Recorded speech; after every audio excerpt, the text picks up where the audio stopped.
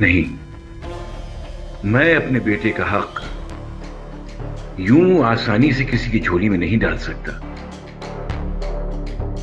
लेकिन क्या करूं? मुझे क्या करना चाहिए?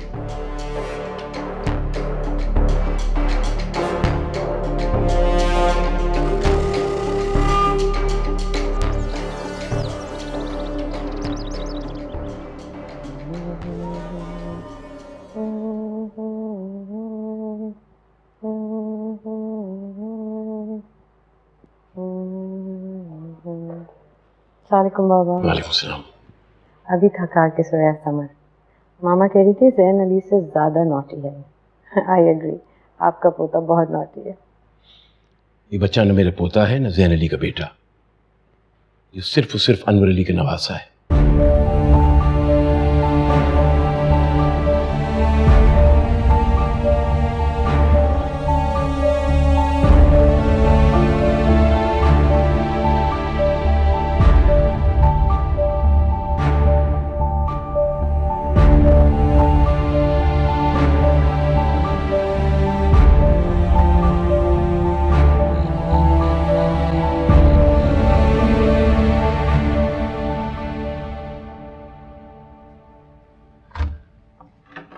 बाबा आप यहाँ हैं?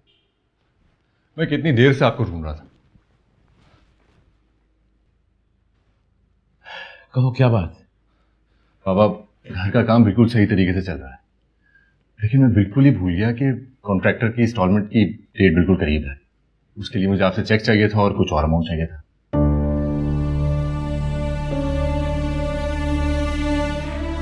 क्या बात है बाबा, सब ठीक तो है ना? बेटा मैं तुमको क्या बताऊं और क्या ना बताऊं।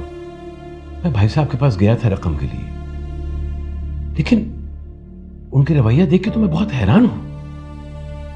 मैं कुछ समझा नहीं। बेटा अब जब तुमने उनका नवासा गोद ले ही लिया है तो उनका ये ख्याल है कि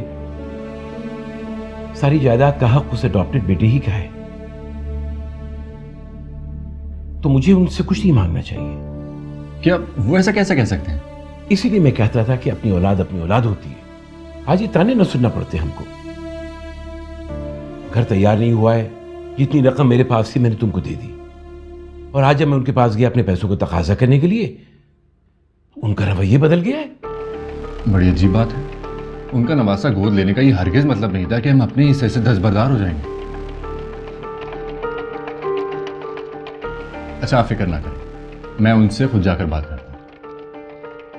बेटा मैं भी यही चाहता हूं कि तुम मुझसे खुद बात करो। ठीक है।